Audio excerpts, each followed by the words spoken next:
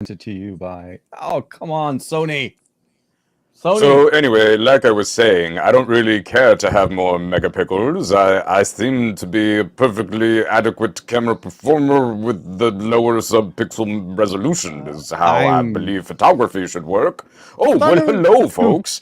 This is the Best of Our Week podcast, as hosted by this Vivo. phone, the Vivo X90 Pro Plus, though this podcast is not sponsored by Vivo. Now I'm here not we going to do go. that the whole show. I promise. No, no, no, no. I I'll leave it. finally Oh, got you mine to finally got your focus. camera to focus. Yeah, That's great. like, That's well, great. yeah, I had to fire up of course, the app because I just realized I forgot to turn on my light. I usually have a light. That's okay. Oh, wrong You're light, looking just fine. You're looking great there. dude. You So look as lovely everybody, as the day I well, first saw you. TK's got his lights up now. Welcome to Yes, another episode of the Best of Our finally. Week, where two old tech nerds chat out the best tech of their week. And we did not stream last night No. because we had a big embargo that we wouldn't have been able to talk about this phone right here last night. So Yeah. we're doing the show in the morning so we could talk about this phone, the Oh my Vivo god, X90 Pro. the X90 Pro. In the I'm gonna take mine flesh. out of my case. Did you put Yeah, your case back on, or you? no, I'm gonna yeah, take I mine out of did. the case. I Yeah. usually, yeah, no, in the office I don't have the case on because it just that faux leather feel. Okay, I'll be honest. This is bringing back like Note 4 for me, like heavy Oh, Note 4 feeling. totally.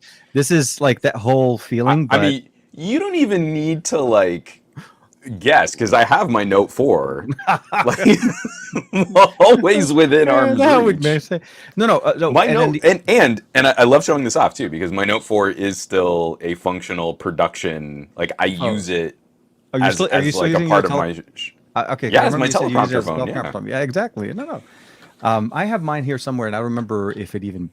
No, it probably still boots up. I think I remember I took the battery out. That was one of the last few phones from Samsung that had Oh battery yeah. removal, where you didn't have to worry about Yep. swelling batteries. You could just change it. I Um, and I did. Oh man, it's getting on probably almost 2 years now that I did the oh, battery replacement, and it's still going strong. This thing oh is a no, champ. absolutely. Yeah.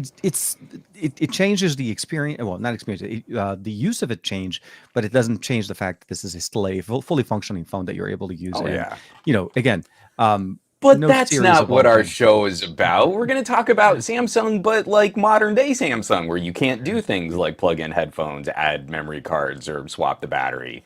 That's not No, depressing at all. no, that doesn't. That doesn't. It's we're so excited.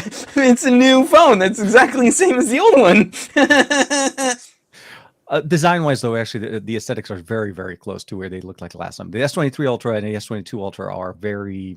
Well, I want to start off with some pleasantries. It's Yeah. No, Friday no, no, no. morning, and Absolutely. neither Yeah, I of us know. got any sleep last night because Well, not only that, I we got a dead PC this morning. I wake up and I I'm like, know. no, seriously, like this week where like I don't. I get a text from TK. So I publish my video and I get another like hour and a half of sleep. The embargo Yeah, for the X90 Pro goes up at middle of the 2:30 night. a.m. Pacific time. So I could not get back to sleep until like 4. And then Maria's up, bless her heart, because Yeah. she was able to tackle like all the morning routine because I was not functional. But she's up at like 6:30 because she's got to get stuff done, and I'm still like, The ah. day still has And to so start.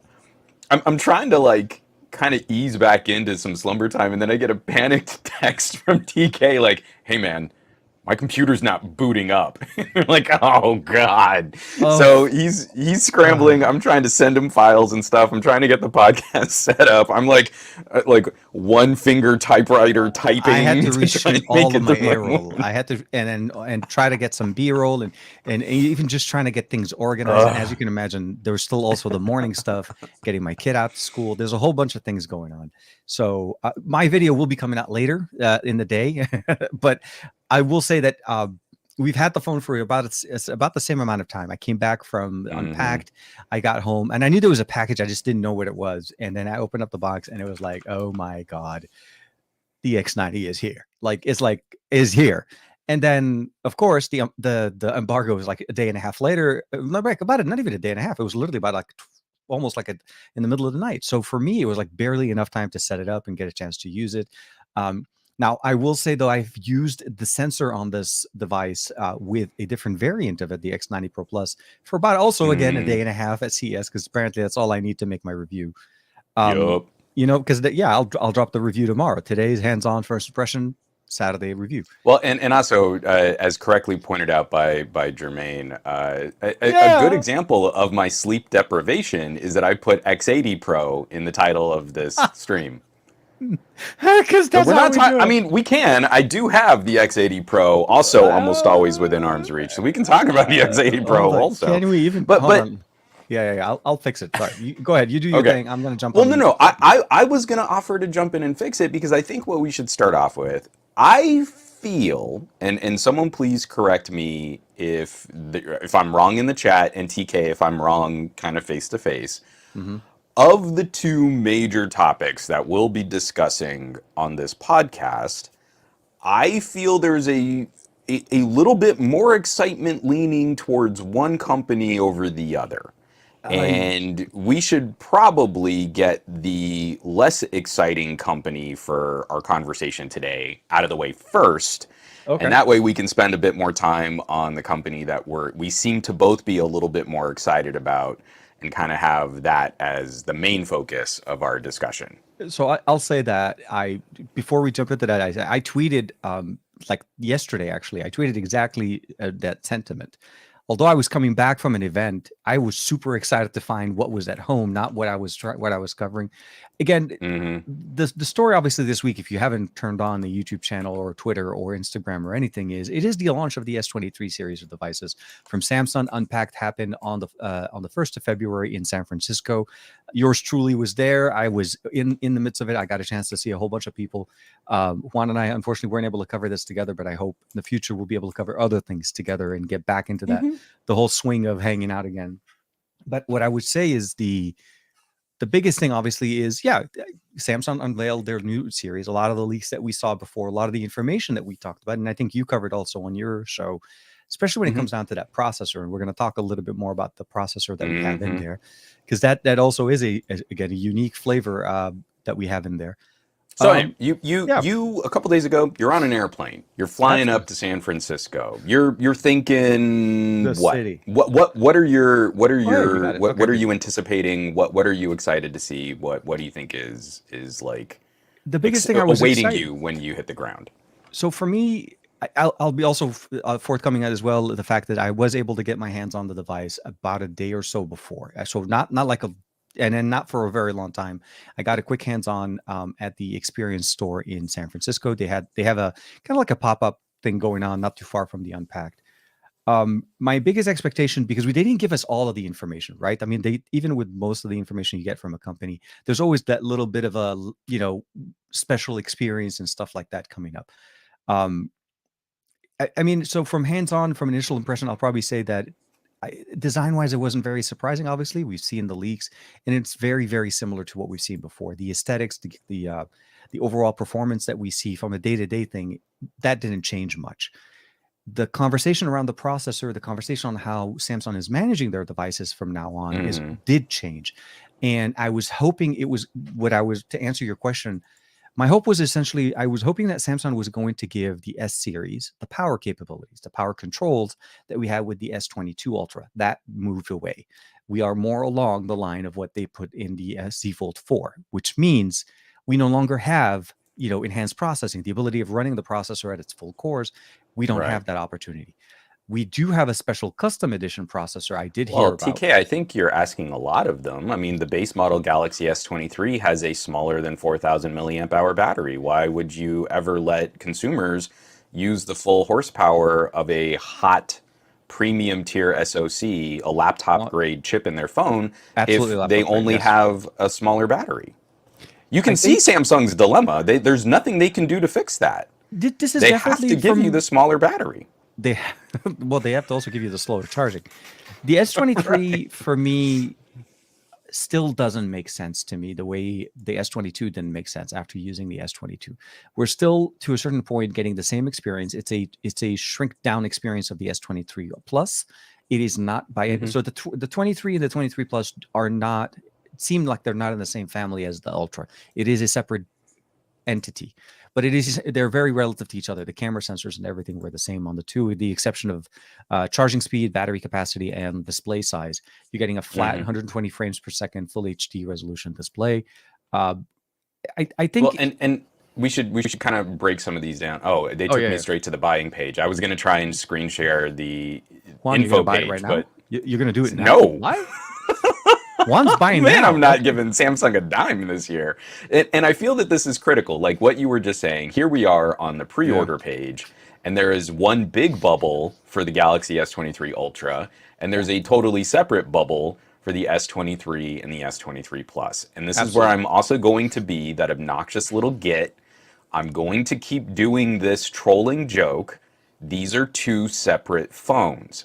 Oh, If they are. something Yeah. Yeah. has an S Pen and it has better cameras and it has a different screen and it's got like the larger overall form factor and the better battery, then Curved it's not the display, same square body. phone Yeah. as the other two. Well, And so surprisingly, we don't Samsung did have reference that an this time. S. Yeah, I On know, but we don't on have an stage, they're like, yeah, S23 Ultra. We yeah, have a Note, which note. is a wholly separate line of ultra premium tier phone, Yep. and we've got the consolation prize S23 and S23 Plus. And if someone They wanted the best version of an S series phone, that is now the $1,000, well, $999.99 S23 Plus, yeah. which has smaller camera sensors, a Mhm. 1080p display, slow charging. This is Well, actually, not. no. The plus is faster. The plus is matches the S23 Ultra. It's the 45. No, no, Not okay. no. Okay. Yeah. What? When you're We're comparing saying it to this labeled guy, or 45 watt charging, and on our desk right it, now we've got 120 watt 24. chargers. Okay. Peace. Let's not Continue. do Samsung's marketing for them for Oh no, no. free. I was just doing the Super hooper do fast charging, and it's got like baby elephant walk playing in the background. yeah, That's Samsung charging. That's how yeah. that works. And as Germany points The out, rest it's of the not world has included. moved on, Included as well, but yes. and the Oh no, no, charger is not. absolutely. Still not included. This Yeah. charger came in the box with the other phone that we're going to be talking about. So Yes. I just wanted to set the stage. We have two separate phones. To Yeah. me, it does a huge disservice to consumers when we review. Most of the focus is going to be on the videos, the S23 Ultra. And Hmm. then consumers are going to hear S23 is the bestest phone of the year. And I can go and get an S23 starting at like $800. Hmm. That's a great deal. And those are going to be fundamentally different experiences, and I'm really not happy with tech reviewers who are not working harder to carve out that delineation. Like, you can look at a dude like Tech Tablets, and he Hmm. gets so much crap from Samsung Nights Online, but he's pointing, this is a major difference. This is a schism between these two kinds of products, and look at these differences. And he's Yeah, yeah. doing it consistently. So that to me is like, we really need to not only vote with our dollars, but also vote with our watch time. If someone's Oh, just going, hey, yeah, Galaxies are the best, you're like, the price to performance on an S23 is kind of pants, man. It's really not great. it's a tougher. Like I said, for me, the same thing with the standard S23. I feel like is a stepping stone. You get into it, you look at it, you check it out, and then you suddenly look, oh, this one is better. But then now it's a $200 difference, jumping from $799 to $1,000. And for the most part, all you're getting, because this is where the biggest difference, they're charging $200 for about 1,000 milliampere on the battery, a slightly bigger from 6.1 to 6.8 inch display. It's still a flat 120 frames Same full HD resolution. resolution. Same thing. And you're jumping from the adaptive 25 watt charging to the 45 watt charging that they offer on the Ultra. So for that price, I'm not sure if that's worth $200 extra. I don't really see, you know what I mean? Like there isn't an extra trick in there that gives me okay, well, this makes more sense. It's just a bigger phone. No. And typically Yeah. or historically, it used to be about $100 premium, not a $200 premium. That's what Apple charges. An iPhone Yeah. 14 versus a 14 Plus is about $100 difference. But that's, in my opinion, I feel like value-wise, I feel like that's what it makes sense to me. Okay, I want the bigger display. It's the same thing for the most part. I'll just pay the extra 100 to get the bigger display and bigger battery. When we used to have the 3A and the 3A XL, that was pretty much roughly the price. It was under maybe about $100 difference between the two, because you're getting bigger battery, bigger display. I understand that. So the conversation for me, and at least for right now, as we've seen, everybody apparently basically got the S23 Ultra. We don't have an S23 or a standard S23 Plus conversation. I am I'm a little bit more hesitant to kind of maybe do what I used to do in the past where I pick up both. I'm not going to Yeah. deny the fact that I did put in my upgrade and want to talk also about that process that's going on to be able to get myself from the S22 to the S23. Wait, are you doing a trade-in? So there's a couple of Because things. the trade-in deals have been awful so this year. I put in the request to do it as a trade-in. I'm not 100%. I'm actually going to trade in the S22 Ultra, but I'll say this: my version of the S22 Ultra has been plagued with issues, and I'm not pointing Yeah, specifically to T-Mobile. I but know. it is I know that color. you'll be happy to get rid of it. I'm Yeah, not saying that you wouldn't, but what I'm saying is like, let's check it out. I've got it on yeah, screen right now. sure, yeah. What? So you would do the T-Mobile? No, so I used to, and I'm never doing that again. I'm not getting Oh, a that's right. carrier That's right. So we're version. gonna do So unlocked. yeah, so last year I did the T-Mobile because you got a $200 off, and actually there's some serious deals through carriers. But you have to Mhm. keep in mind what comes with the. I'm not saying I want to be very clear, but it's not necessarily the carrier. It's for me the untethered. I guess I've been No, I spoiled by know. using I totally unlocked get it. devices for so long. Because updates are different, and then Yeah, carrier updates are influence is different, different. and again, yeah, all the added software that the carrier adds in for their And own you're often kind services of locked into a different kind of plan on a for different track. doing it. Yeah. Exactly, you're not even on So the same track. But yeah, so unlocked direct through Samsung. And folks like Gadget Goddess, Barry Johnson, yeah, LaShawn, Easy Computer Solutions have and Barry's with definitely us been in the chat. hammering Yeah, this point home. Yeah, yeah, I saw Barry. I wanted to point this out. yeah. This is a pretty common talking point. If you're considering a Galaxy right now. So you just got the Galaxy S22 Ultra, and let's Mhm. say it's in good condition, everything works. There's no cracked screen. No, Like this is a good working phone that still has life left into it. yeah. That would have been roughly $1,000 device if you I just paid bought more the for base the model. value I got last year And was way more than that. But yeah, and this year, when you trade it in, Samsung is going to give you $500 as the trade-in for yeah. what was formerly. So Samsung is doing the best job ever of valuing Apple devices higher and devaluing their own products. Because now Yeah. this is going to kind of ripple through the resale market. Because we're Well, going so to see, it's already adjusted. That's the thing. yeah, The resale it's market's already already adjusted. sliding.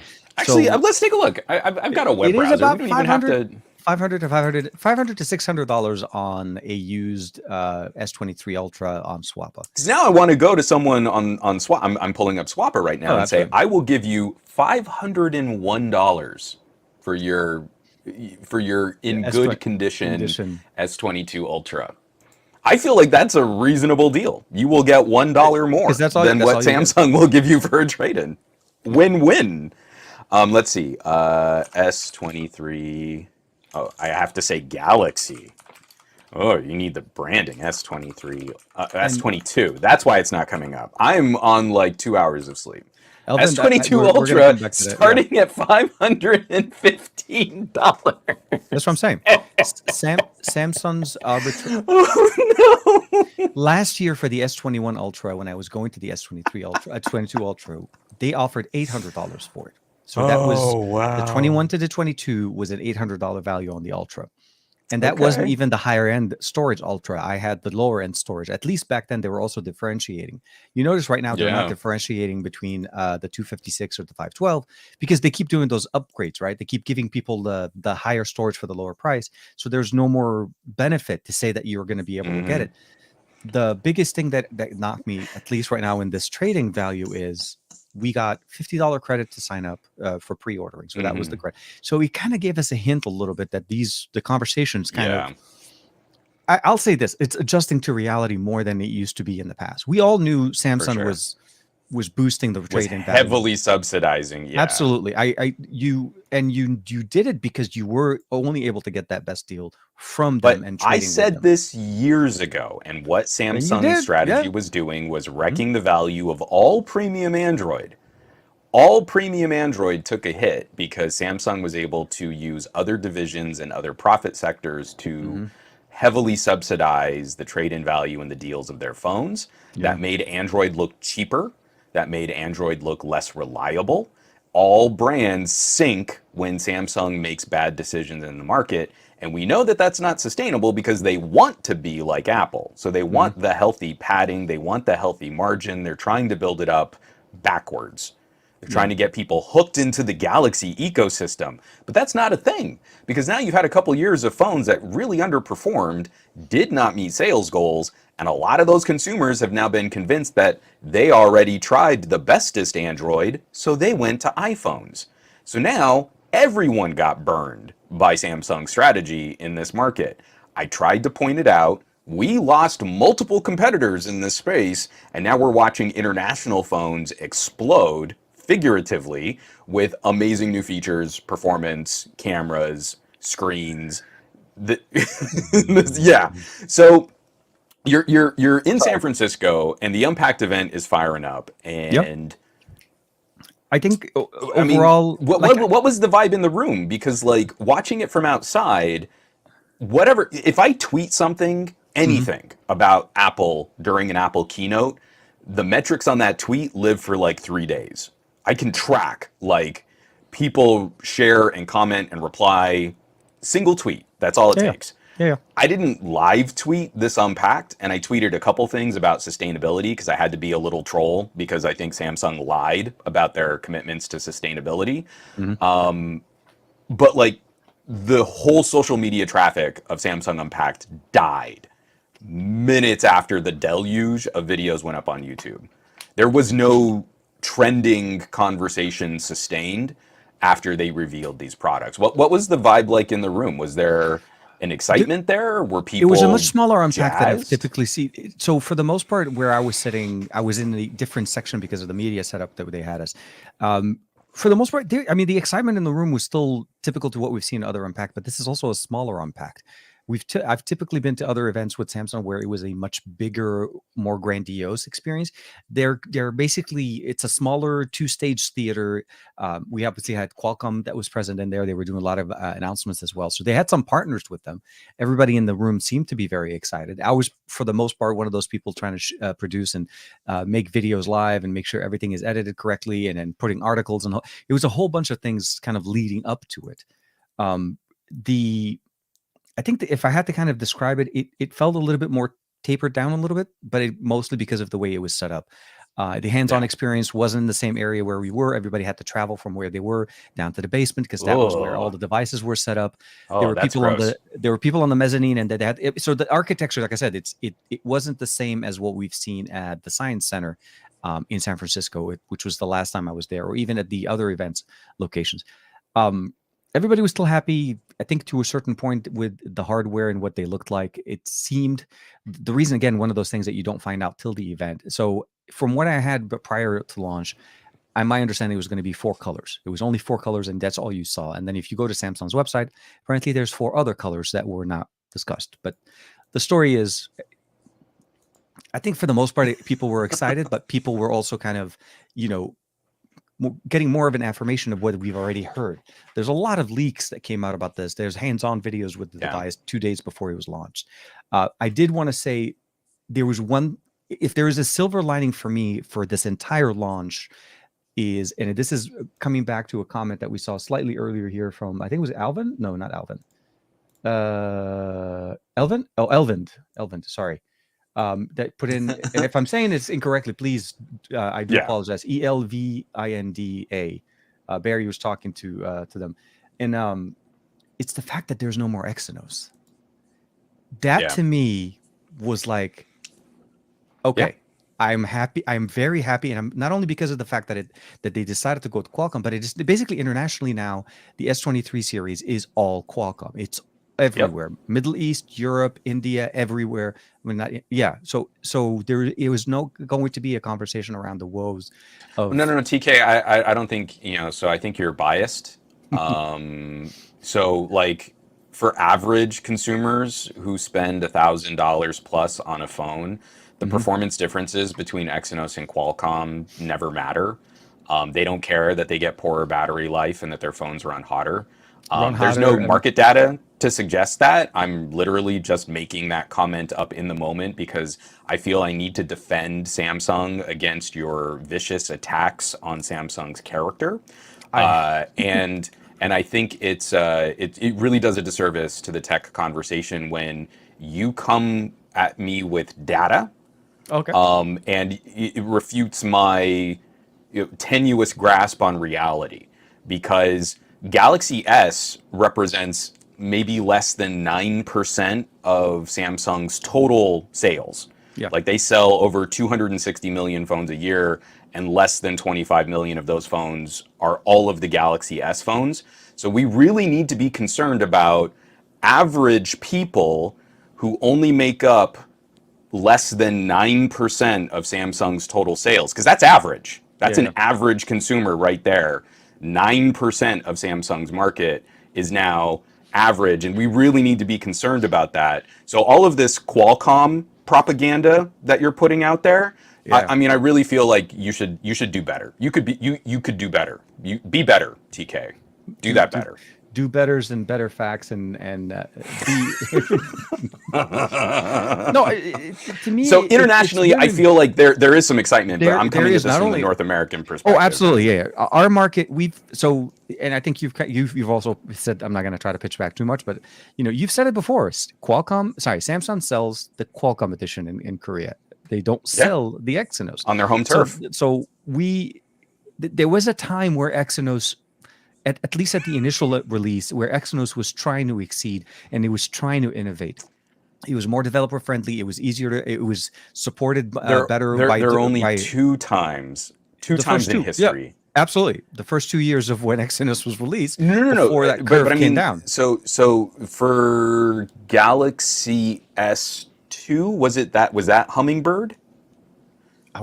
There was 1 year early. It might have been Galaxy S, but Galaxy S or Galaxy S2, Hummingbird was the jam. If you really wanted to get in there and overclock and tweak, I was a Hummingbird guy. But the only other year that made any sense was Snapdragon 810. The Snapdragon 810 year was the only year we got Exynos in the United States, and it was the only year Exynos you're able to beating Qualcomm. Cook stuff with the 810 because the 810 was running. The 810 was melting solder on Pixels and LGs and HTCs. Because the 810, anyway, I don't want to get bogged down in SoC design, but long story short, So that was my exciting part. That was like the biggest news that I appreciate that, because USPR was not confirming that for us. You had to wait to unpack to get it confirmed. The biggest thing that I also would probably say is so if you're in the market where that makes sense, that makes sense. In the US, it's going to be a little bit a harder story now and because of the pricing and the trade-in values, I feel like now it's even a stronger case made to stay with an S22 Ultra or stay with an S21 Ultra, because the value is just it tanks so much. Imagine if the S22 Ultra is 500, everything prior to that is less. Mm-hmm. Like, it makes, and even with the credits, and I'm not going to deny the fact that there are some companies are able to give you a little bit more, but all those credits are going towards accessories. They're not taking money off the device. So you're not saving money on the device. At the end of the day, you're only getting 500 against a device. If you go with the carrier, there's a few other things, but the overall performance right now and what it is, and also it seems like there was no embargo this time. You notice how like previous years, Samsung will release the device and then you'd wait like a week and a half and like 3 days before people get their devices, if they pre-ordered, embargo lifts and everybody gets to see that. This time, no embargo. You can see everybody's posting pictures, videos. I mean, I'm going to say shamelessly, I showed my pictures out of the S23 Ultra out of the studio that I took, and look, I was trying to say if I'm going to start modeling in anything, but for sure. Overall, I'm going to wait to see. I'm not very. It's hard for me to tell how the market's going to respond to this because of this trade-ins. Carriers will always have their own deals, and we typically have seen deals. And the price of this, obviously, we'll see how long does it take before the actual price of the unit itself, as we've seen in the past, starts dropping on Amazon. That's the other indicator I think a lot of people are going to look for. Sorry, and I say you. So Hassan really liked your studio pics. He thought they came out great. Yeah, that's my new side gig, posing with devices. Doing product photography at Samsung events. They could really use the help. I feel like one of the major wins as a disgruntled old tech guy who really loved having more competition in the United States market and is very upset that we're seeing fewer big players. Yeah. I feel vindicated that the major rear design trend for Samsung has been to rip off LG. I feel pretty not good only that there's a every straight- phone there's coming another out has straight up, basically just been the Velvet. So I forgot the name of the content creator, but essentially, it's Samsung flat out just copied the iPhone 14 picture removal. Like if you press and hold on an image of a picture of a person on the iPhone, software is just cribbed Yeah. from Apple. but it Oh, was that's like awesome. but it was like a 1-for-1. It's not even a 1 for oh well, you have to right click and hold your no. You press and hold on the subject in the picture. And you're Oh able to my isolate God. and remove them. I need to That moved over. apologize to all of the for all the people who I used to kind of mix it up with back in like the Galaxy S and the Galaxy S2 era, because I was a pretty diehard defender of Samsung, especially during those court cases of Samsung copying Apple on Yeah, like yeah. rounded corners in their software and in their apps and stuff. And you know what? If people like me hadn't been defending Samsung back then, maybe we'd have a Samsung that was a little bit more proactive about coming up with their own versions of the same features. Like, yeah, you're going to crib Apple on that. Change it a little so the teacher knows that you didn't just straight up copy my homework. And Samsung's like, yeah, cool. To me, it was like I'm it going to was just make it inspired a by one-to-one. Yeah. So that to me, when I saw that, I was like, oh yeah, that's well, That's not great. no, but so there's so there's a lot of things to be said, and I don't want to take away from the architecture and everything that we're looking at from what we see here, at least on the S23 Ultra. There are some improvements in the cameras. Obviously, the main camera went up from 108 to 200. Still has to be proven, but no, doesn't mean absolutely. anything. I'm It not, means nothing. and we're gonna talk. I'm why not going that to. doesn't- I'm not going to give Samsung an inch on that. I wasn't giving that the inch. I was. I'm more not talking going to give fact- Samsung. You know an me. Inch. I like to keep it straight about the fact, because to a certain point, that's Not where things. 1 inch for Samsung. It's the only inch. 1 inch that I have to. No, I'm just kidding. It's the only 1 inch type sensor that I like, and we're gonna get into that. We're going to transition to some point. The biggest thing I think would say that 200 megapixel camera sensor, and I think people have kind of understand. Look, yes, it's a big number sensor, and yes, it is a bigger sensor than it was last year. But one thing to keep in mind is the output S1 was. If I'm not mistaken, I think it is actually a slightly bigger. It's more compressed on the image size, 50 and 12. But it is from when, unless somebody can point out to me where I'm reading it wrong, because when I looked at them. Wait, are you talking the S23 or the S23 Ultra? No, the Ultra, not the 3. The S23 I Ultra thought- versus S22 Ultra main sensor. If I'm Was not the mistaken, S22 a 1 over 1.31? Is that what it was? I'm gonna look this up, but you finish Yeah, you do that. your breakdown on that. I'll do the web browsing right now, because you actually can talk about this stuff. The biggest thing I'll probably say is, if you're looking at quality of images and quality of content creation, I think both devices are going to create great images. Both of them are binning their images down to a 12 megapixel camera image. We are not truly going to be running around and taking 200 megapixel cameras, because I played with the 200 megapixel camera from Xiaomi, the 12T from last year. And yes, those are great images to take if you want to be able to take an image and punch in and not have to zoom in. But at the end of the day, these are also largely massive files that you're not going to be able to share as much. So what I will say is also it's 1 over 1.33 for the S22 On the Ultra, Galaxy. So it is a very tiny bit larger. I know. I have not seen any practical or functional difference between the output on something like a Pixel 7 or a Pixel 6 versus a Galaxy Ultra or a Galaxy Note. Once you're in 1 over 1.31, 1 over 0.33, 1 over 0.3 flat, we're talking about fractions of a micron difference, like and thousandths of a fraction of a micron difference. It's absolutely between these pixels. It is fundamentally the same thing, and it's like that's why I Apple want with the people to keep iPhone in mind. 14 Pro has just climbed up to this, and I think theirs is a 1 over 1.28. Which again barely, is functionally the same as a 1 over. We just sort of generically call these 1 over 1.3s, because those tiny little minute differences is really the difference of like a line of pixels on your phone. No, If you cut absolutely. that line of pixels, you're gonna. But the biggest thing is, that it is in general, if you don't know or don't know how to jump into pro mode or jump into experience to be able to actually even take the full resolution, you're pretty much getting a 12 megapixel camera image coming out of both of these devices.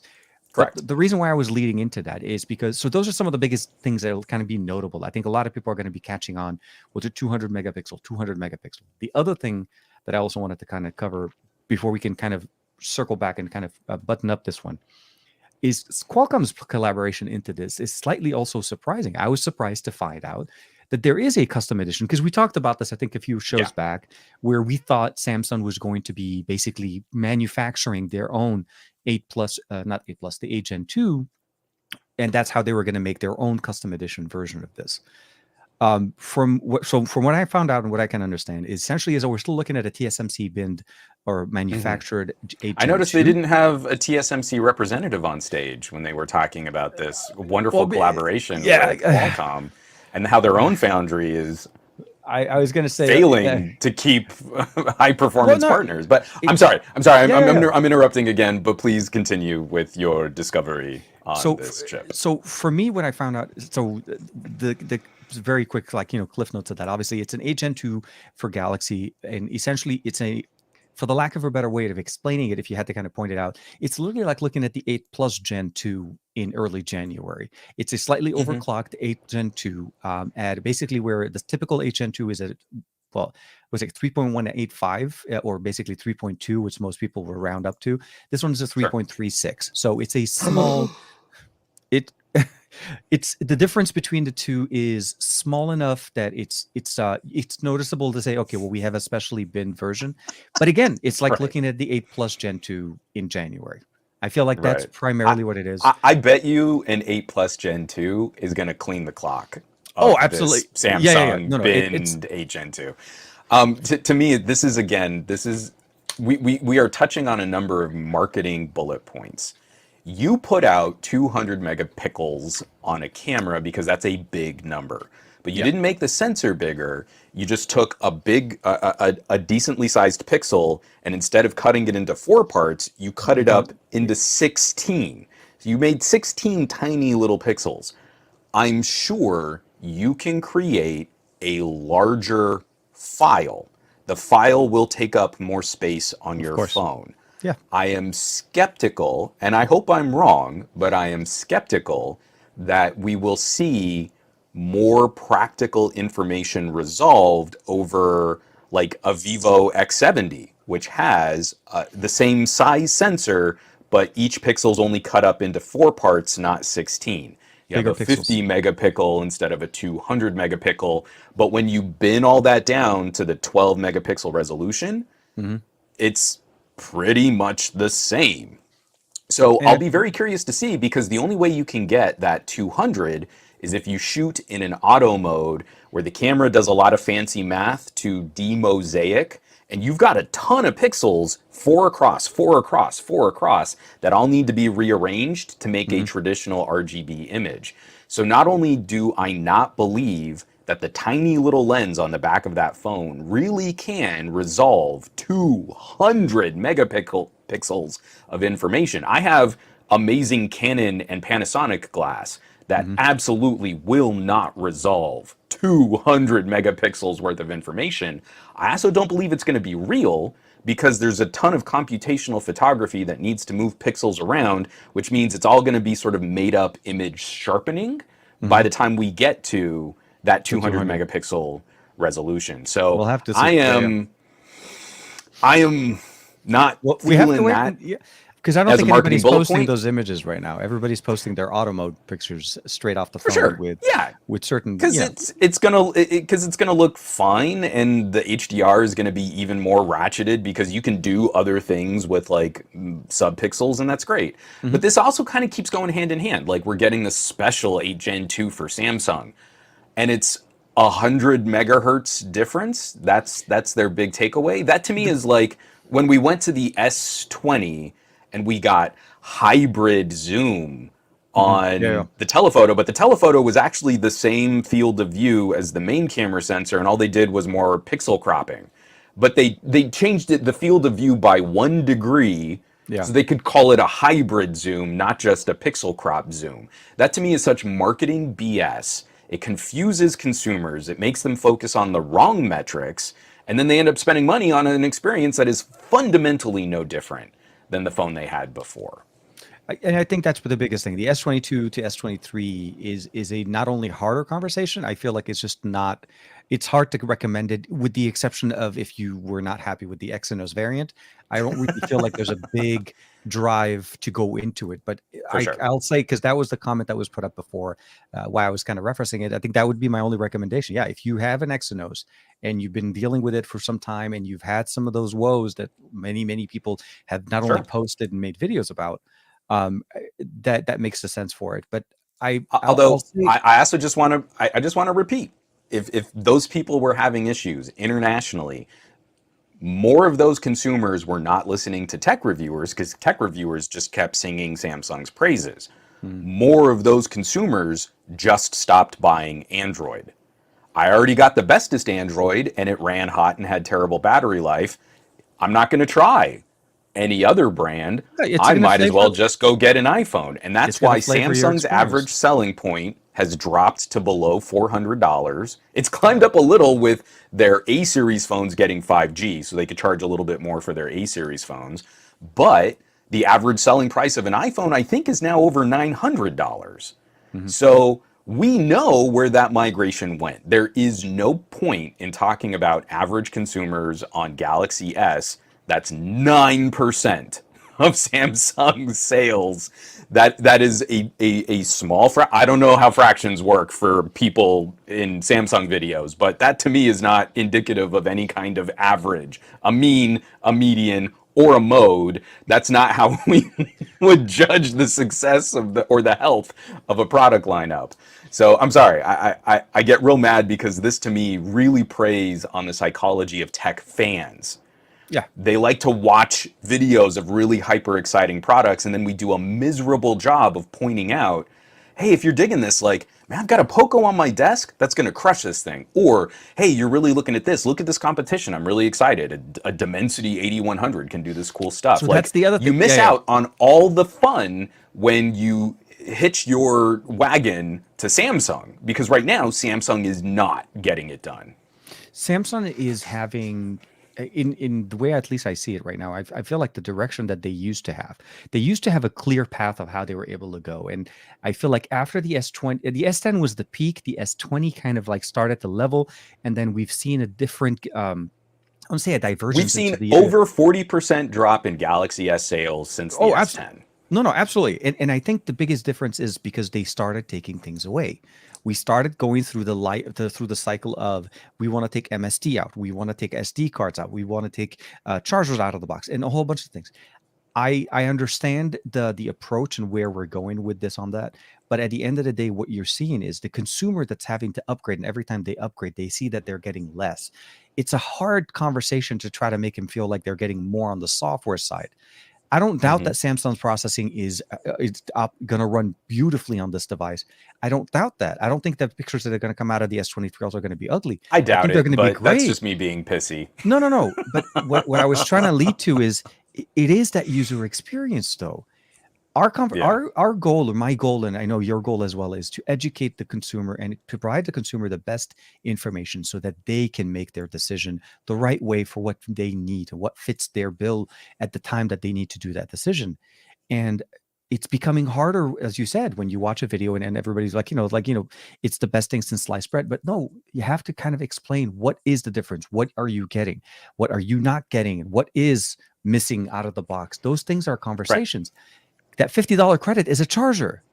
They didn't give you $50. They gave you money to buy the chargers they took out of the box. Right. So that to me is a weird conversation. And I don't like the fact that, like I said, the value of an S21 Ultra at trade-in for the S22 was $800. For sure. And the newer, hotter thing is less. But the last thing I did want to, and I can talk about that maybe later on, the management of that processor has also changed. It's along the line of what we saw with the Z Fold 4. We no longer have enhanced processing. You mentioned like no enhanced mode, performance no enhanced mode. You're on auto mode, basically. So and I think I need to just clarify one thing, and we should move on. I feel like we've we're going to make this into a Samsung phone. Yeah, Samsung. They've already gotten enough attention from us.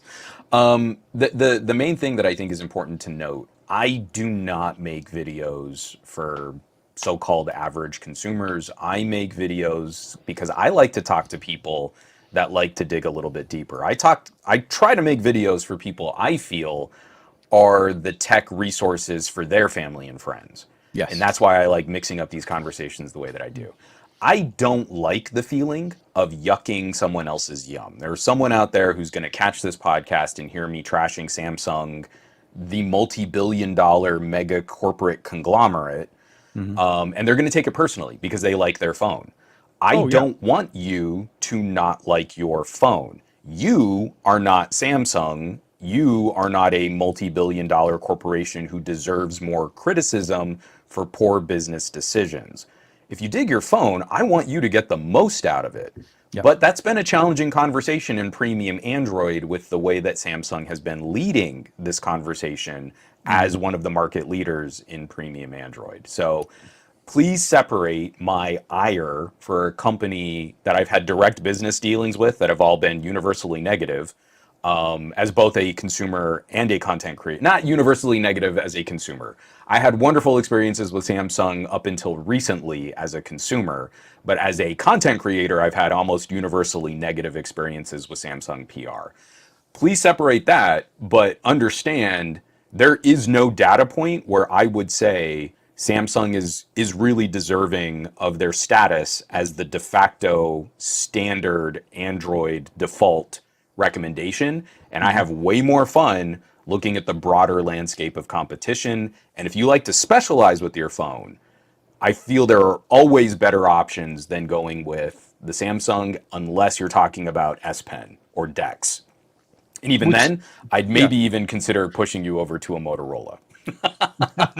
Ready for so funny. Speaking of which, today, because of as usual, since I take my laptop with me when I travel and I put it back into its dock and connecting everything, it went crazy and launched Ready for me, and I was like, it gave me that little nostalgia of like, I don't have the Moto anymore. But yeah. So no. Speaking of other options, I think this is a really beautiful way of segmenting across the board into a device that truly. Well, I'll say this. For me, ever since you introduced me to the X70 Pro Plus, and that I was able to steal from you later in the year, after. Okay, guys, I'm gonna come back in 20 minutes. Juan's having some ASMR show because we're getting all did the beard scratch actually make it onto the mic? Or at least for me. So I don't know. I'm sure everybody in the tab's like ASMR go win. Anyway. ASMR Vivo unboxing. No. So I came back from Unpacked, and obviously, everything was kind of going on. It was a long day. I was there for a couple of days because the Unpacked was so early. I had to fly out on Monday.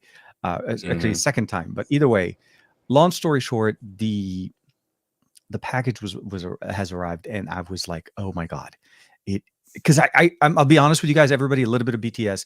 I actually didn't think it was coming. I thought it was still stuck somewhere in the package that I thought we was got coming. a was little stuck in confusing conversation from Vivo PR, and they sent out tracking numbers that had no relation to any actual shipping. It had not moved for almost a week and a half. So I honestly, from my understanding is I thought I was going to basically put out an article today just talking about the announcement and the launch event of the X90 Pro, and that was going to be my thing. The long story is I get in, I open up the box, and I was like, yes.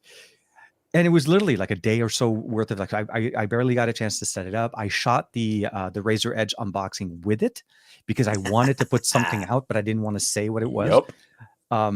And it was just, it's like falling back into a familiar, comfortable space. It's the only way I can explain it. X70, X90 Pro Plus to X90,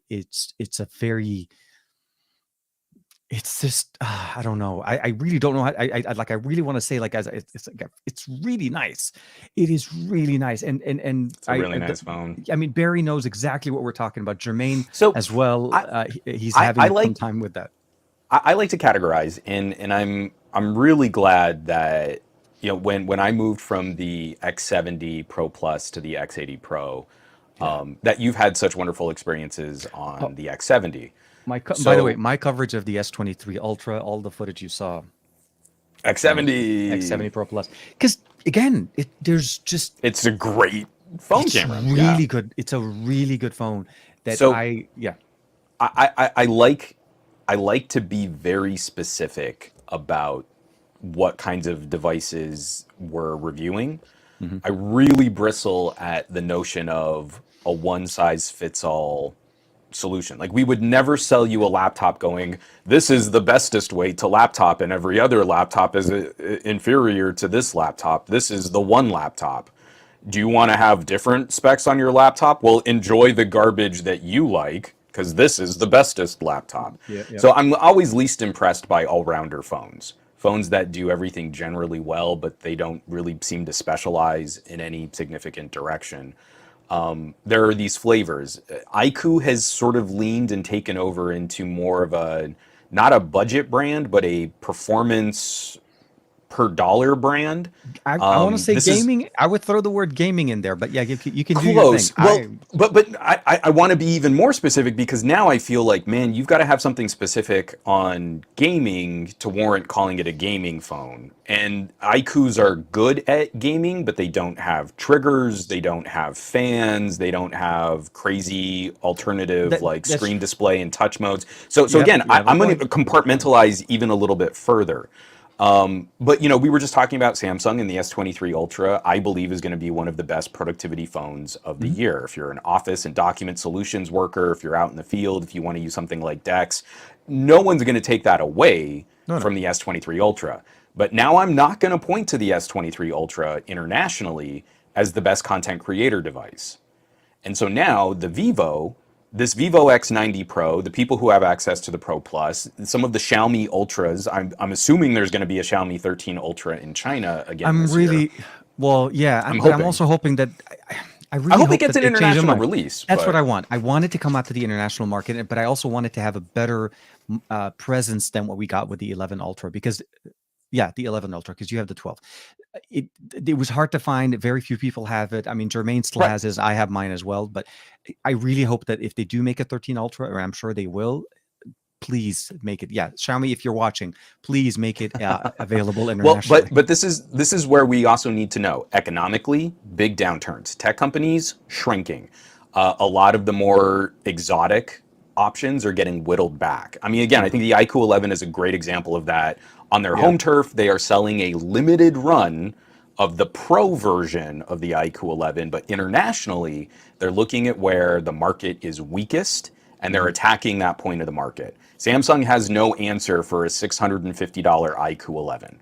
They don't. Apple has no answer for a $650 iQOO 11 that goes toe-to-toe and bests the iPhone 14 Plus in a number of usage scenarios. So sorry, but I want to get to this point where when I start talking kindly about the Vivo and where I start talking kindly about the Xiaomi, it is from the perspective of someone who is living out of smartphone cameras, is really trying to work and create content. I have ideas of composition that I'm trying to create beyond just, I pulled the camera out of my pocket and I hit the shutter button and I just wanted the good colors. I don't want to shade anyone if that's all they need. But if that's all they need, they can stop at a Pixel 6a. If they're trying to push a smartphone camera harder, you step up a little bit more expensive. If you're trying to create, if your livelihood depends on your ability to create content mobile out in the field, an $1,100 smartphone camera system starts making a bit more sense. I wouldn't recommend this Vivo if you were heavy productivity task oriented. I would point you towards a Moto with a stylus or to a Note with an S Pen. But if you're trying to shoot near cinema grade content and you don't want to lug around thousands of dollars worth of production camera equipment, the Vivo and the Xiaomi are closing in on mirrorless cameras in a really big way. Low light video on the X90 Pro Plus was butter. The RG, just to be able to handle CES lighting or booth lighting with RGB when you're looking at things and record it so seamlessly, I would say seriously, this is I mean, from a minimalistic type of an approach to camera, I covered the entire show. All of my content was created off phones. Now, mind you, they were all Vivo phones, but they all were covered on phones this year. And I'm being less and less inclined to pull out the full sensor camera that I have. I enjoy using it at home, and I like the studio effect of it, and it works perfect for me. But more and more, I don't have to. I went in and everybody else was holding their DLS. I had my tripod and I put my Vivo on it and I recorded everything with my Vivo because that's how I wanted to do it. And everything came out beautifully, exactly the way I was expecting it. The concern though that I'm looking at it is, you're right. This is not it doesn't have a desktop experience. It does have video out, but it does not have Android desktop is not fully running. But it's typical to what we see with BBK, right? I mean, we generally get the video output, but we don't get the desktop experience yet. I'm hoping that changes. Did you try firing it up on yours? The Android alternative desktop video out? I honestly, I tested it out with my glasses, and I was primarily all that I wanted it was able to do. Okay, so I tried going into the developer options, and you can toggle in developer options desktop mode, and then you do it, and all you get is a static white screen that when you try to click on something, side wipes and refreshes the static white screen. So Android's desktop mode in Android 13 is kind of fundamentally broken. It hasn't been useful on any phones, and so far this has been the worst implementation of it. But like you, then I plugged it in to some of my wearable glasses and displays and stuff, and at least having mirroring is a really nice perk when you're trying to do something with a premium phone. That to me is a really nice perk over my Xiaomi 12S Ultra, which does not have USB 3 and video. Not only that, it's a nice perk over the my Pixel. So for me, you guys know I'm using the Pixel 7 Pro now as my main device. I've used that for a few months, and I think about the only thing that I miss is like because we're starting to play around with these things, right? I had the NX Wear, we also had the Roku that we got in, we got a chance to play with, and these rely on video output. You need to have it doesn't have to be desktop mode. It's just video output over USB. Any video out, any video out, and it works because you can install the app and run it. So I'll say this: I was very happy and very satisfied with this. And I did want to answer real quick. I think Fat Produce put out a question a few minutes ago. I'm only able to get 4G LTE or 4G plus is what it says on the phone. I can't pick up 5G on. I still haven't gotten any 5G radios on international phones working in the United States. Oppo's for me have been doing it. I think Oppo's for most part pick up on it. And I want to say Realme and Oppo. And then for obviously OnePlus devices, but they're always usually US the ones that we get. But so long story is it's definitely very it's very nice that we have those functionalities, the UI, the elements, the Dimensity. Actually, I don't want to make it sound like we're comparing like, oh my god, this is like back when we used to say AMD versus Intel, like well, you remember AMD, it's not the most bulldozer cores, what's up with that? They haven't been good since the Athlon X2. Oh, remember the Athlons? Oh my god. But so back in the day, that used to be the conversation. Now that AMD is like seriously like a standard to be even to follow in many ways. The Dimensity, I'm just happy the fact that we finally both we were both there when they announced the 9200, right? I saw the cousin of this, the Chinese edition cousin from the MediaTek PR guy, our buddy Brad, at CES, and but it was like a 30-minute thing. I saw it, and so there is, just for reference for everybody, the reason why Juan and I are holding the black one, internationally, Vivo's releasing only the black one right now. There is a red one but if you do see one on the market or anywhere, those are typically the Chinese variants. That beautiful red leather, same material, same everything, except for the case. Also, that the case one on the X90 Pro, it's a black faux leather in the same color as the phone. So it was like I'm tempted to just buy that case and put it on this guy. just saying, you wouldn't know.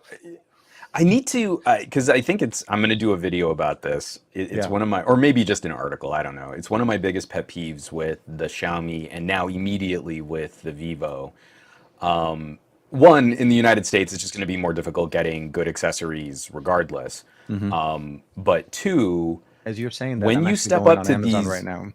I know. When you step up to these big sensors, things like my old lens attachments don't work anymore because the sensor is so much bigger than what those lenses were designed for. Most of them were designed for like iPhone 10s. Yep. If you had like a 1/2.5 or a 1/3 inch iPhone camera, that's what a lot of those little camera lens attachments were made for. You got some bigger ones that were nice. I have a really nice Ulanzi anamorphic, but it doesn't fit anything 1/1.3 or bigger. So I don't really want to shoot with it because I'd rather just have the better sensor rather than trying to make anamorphic work. And it's a bummer because like it's a really nice lens attachment. And I really wish You almost want to that get a converter. Vivo, But yeah. well, yeah, or like start getting like step up rings and just use Exactly. like actual like camera filters and stuff. But I really wish Xiaomi or Vivo or like any of these other brands, Sony, Google, Samsung, would make a limited edition accessories kit with proper camera accessories. I mean, like we have all of these options for iPhones, and we get so little that is directly built or compatible for what I think are better camera systems in the hands of pros. They're better camera systems than what you can use on most iPhones. So I just want to show this off here because we like to we like to sort of talk about like, oh, the low light, the low light, the low light. And the Vivo has always been one of the best low light performers, especially for stills. I mean, they were great at video too, but their processing and their co-processor and the way that they would chew up light, I would always like bristle because people, oh, the night shot is too bright. Shouldn't night shots be dark? And then you just want to like shake that person until they stop talking on the internet forever, but not in a violent way. So I want to show this off here. This is I should probably screen share. I've heard that helps. I've heard that helps sometimes. So this is a look. Come on, there we go. There we are. So this is a look at what the scene. This is one of my photo tests. One of my neighbors in this neighborhood makes these like crazy muscle cars and trucks and stuff like that. So this is kind of what that looks like to your eye. We don't have a ton of illumination from street lamps. It's really dark in my neighborhood. This, if it'll load, this is what the raw file looks like, which is a stunning step up from what like just sort of the JPEG capture is. Yep. Then this is what the night mode looks like, cleaning out all of the noise from the raw file. So you're like, okay, this is like a standard night mode. This looks really great. Yeah. Then you go into the pro mode and you select super raw. And this is what it does in a super raw.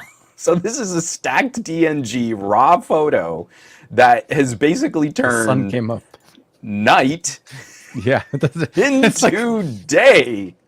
It was sunlight, middle of the day, really bright. That is unhinged brightness. But why I keep pointing this out is because this is someone who knows what a raw file is and knows what bracketing is. This is someone who actually knows something about photography, is now going to look at this and say, oh, if I hold a phone steady for 3 or 4 seconds, I can get a DNG to edit from that has already had some noise removal processing applied to it. Yep. And I don't have to set up a tripod and bracket a bunch of shots from a standalone mirrorless camera. On top. Yep. And I don't have to shoot this bright, but with a 4-second exposure, I can shoot that bright.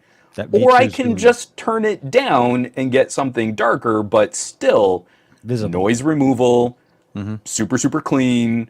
I don't have to go and start the editing process from scratch. I am editing from a lightly touched DNG file with tons of dynamic range to play with. This is mind-boggling. This is unreal. Like I've You're never seen seeing anything what's like under this. you're looking at what's under the truck, under the car behind it, and under the car behind it, behind it. Yeah. That's the level of where the details are being preserved in this. This is the beauty thing about it. And it is, you're right, it's handheld. That was the other thing. This is a handheld Yeah. shot. It's not a Yeah, tripod. I didn't set up a tripod for 4 seconds outside of one of my neighbor's houses. In I the didn't first do that. shot that you put That would out, be kind of creepy. that first shot that you put out almost looked like it was Optimus Prime in the shadow or something like that. Like I didn't know what it was, and then I was like, "Oh yes, no, this is good. This is nice. This is nice. I like it. I like the real configuration. Good. I'm real happy. I'm really digging this. This is insane capability to add to a mobile device, and not only fits in your pocket, man, but it just seriously these are one of the very few things I always love to say about these. You got to try to understand and appreciate, but it's there's so many other. So, and I'll say that the one thing I noticed that it wasn't here from the X90 Pro Plus is we don't have Dolby Vision video. I was hoping for that to come down, but it didn't. Because I didn't. Yeah, I was like, oh my god, that would have been nice. We do have Zeiss. Zeiss Color also does really good. There's a few other options available in there for not only filters but also the color science built into it, and a few modes specific to Zeiss. They actually, I don't know if yours came with it, but mine came with a book. Yeah, I got the. Oh, it's over there. I can't. I can't. The X Academy. It's a nice. It's like a nice little photo book on real photographers using Vivo phones to shoot stuff. No, absolutely. I'll again, because I don't believe there's ever just perfect improvement. Like you trade pros and cons. Like one of the major cons of this phone is it's got a huge lump of a camera dial that sticks out the back of it. But I will say, after having shot on Vivos, the X70s, the X80s, and now the X90 versus the Xiaomi Ultras, where I got to play with your Mi 11 Ultra and now the 12S Ultra. Sure, you did borrow that one. Yeah, I remember. I feel one of the fundamental differences is I like Xiaomi's auto mode contrast and slightly more muted feel, especially when you do Leica Authentic on the 12S Ultra. It is a very managed and conservative. It's a very camera-like processing, even though it's still spitting out a juicy, vibrant HDR photo. It's not hyper color unicorn puke. I do feel Vivos tend to err on brightness above all else. So even in bright daylight conditions, I feel a shot from a Vivo is maximizing highlights in a really unfamiliar way. And so when you put the two head to head, I feel you get the more photographic images out of auto mode from a Xiaomi. And more often than not, I just want to live in the manual modes on the Vivo to tame a little of that auto HDR. That has definitely taken a step up moving to the larger sensor. So I do believe the X90 needs an update or two just to kind of refine some of their processing for that larger sensor. I want to say the cousins, the Chinese cousins of the X90 Pro and the X90 Pro Plus have had quite a few updates going into them with the Origin OS. I even remember, I think was it Grant that posted that they started supporting Bluetooth audio on the X90 Pro Plus. And I couldn't find the setting, but if I'm mistaken, I don't know if you found it, but it's not on the X90 yet. I don't have it on this.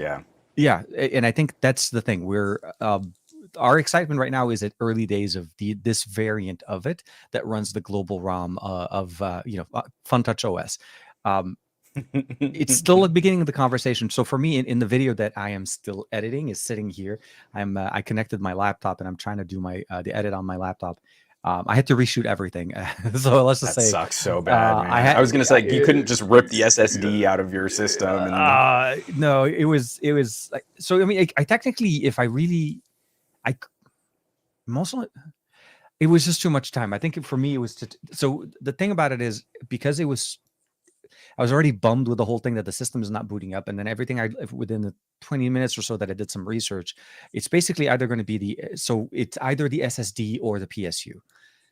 I don't think the SSD would stop the computer from because the PC does not start. It doesn't boot up and goes to BIOS. Yeah, that sounds like a motherboard or it's either a motherboard or a PSU. Yeah. And the motherboard right now is lighting up red, which tells me there's an error.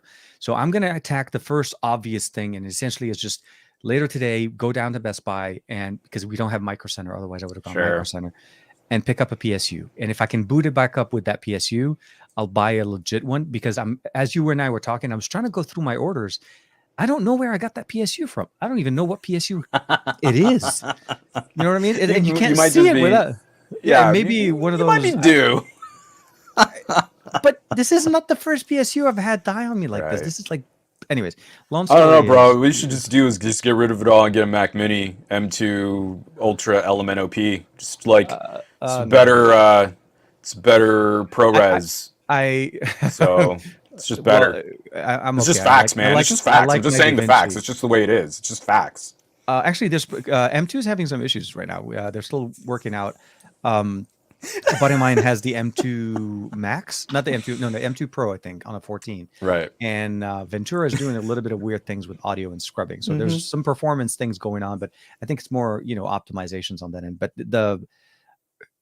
the story is, for me today, has been kind of a confabble, whatever. High just and a messed low. up- Yeah. Yeah. So I'm gonna just I finally finished everything as I was talking to one. I was like, "Hey, dude, do you mind setting up this the show for 9:30?" He's like, "I already set it up for 9." I'm like, "We'll stick to 9. I'll post it later."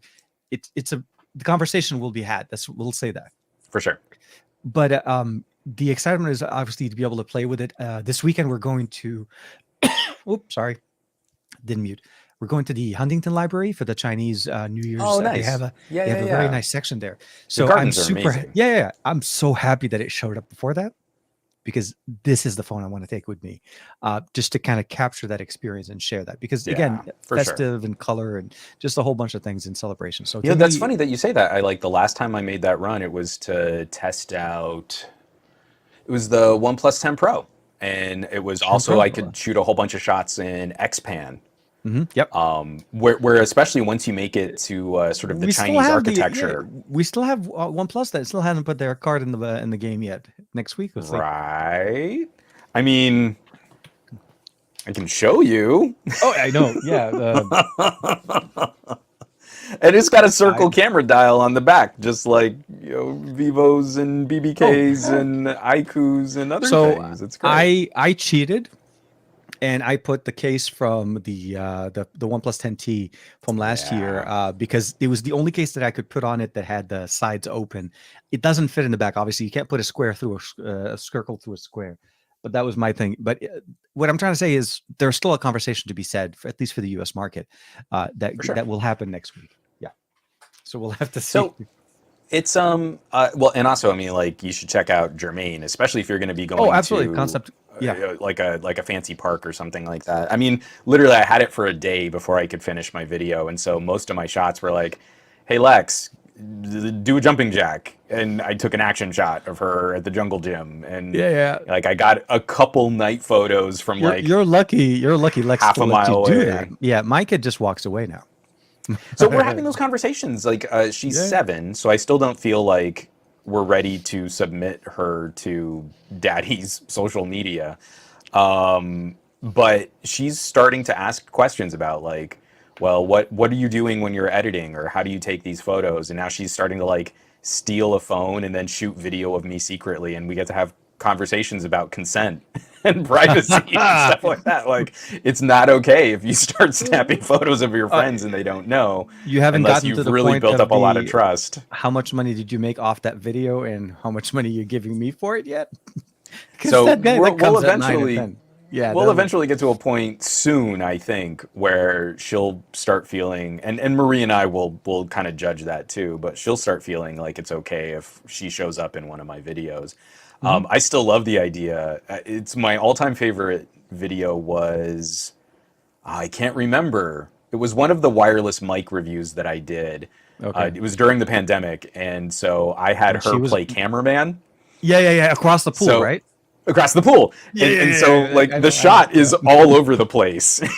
Just she's like 4 years old. You could And the shot is just as seasick as possible. I remember It's that the one. best. It started, and then you're like, "You're doing great, honey. You're doing great." And then And it veers, and then it's just like she's running, but it's standing still. Sorry. So we'll probably start working on some stuff like that. I know we kind of like jumped in really heavy and we focused a lot just like camera. Oh yeah. I really feel this is an enthusiast important distinction to make when we're talking about these new technologies. This to me is a more impressive step up for photography and videography than adding smaller subpixels to a sensor. I believe that this is critical in the market because this is a missing link sensor size. If you'll pardon one more content creator, former Hollywood guy, whinging on about camera tech, we've got a bunch of cameras. Like I'm shooting this on Micro Four Thirds. You're shooting yours on APS-C. No, Is that frame. your stream? Your full frame. Okay. Yeah. So A7 III. So I used to be APS-C on GH5, but wow. That's right. Yeah. Okay, so we have these like stills photography sensors that have been repurposed, and now a lot of people shoot video off of them. And then we have a whole bunch of cameras that are smaller. In the world of cinematography, we had two major film stock sizes for a lot of classic cinema: 35 millimeter and 16 millimeter. 16 millimeter. Yep. We haven't had as many options modern day that fulfill that kind of grungier, dirtier, more indie film style and digital sensors at 16. We've had Super 35, but that's still bigger. That's like an APS-C size sensor most of the time you see Super 35. So I know I'm getting really content creatory here, but you can look at a film like The Wrestler. You can look at a film like Black Swan. Those were shot 16 millimeter, and it's a very unique look. You can look at old spaghetti westerns, where they would do an anamorphic squeeze on 16 millimeter, and like the film grain is just ratcheted. It's a grungy look, but it fits the grungy subject matter. We haven't had something like that. So Sony comes along and they release this 1-inch type sensor, which is just a tiny hair bigger than Super 16 film. This is an important step. I know I'm nerding out about phones, but this is a sensor that could do really well in a new generation of indie cinema cameras. It could do really well in drones, in action cameras. Like, this is the sensor. It's already been designed to fit in as compact a shell as possible. We could now move this to other industries. And I feel validated in that opinion from late last year, because we just got news in the camera feeds of my social media.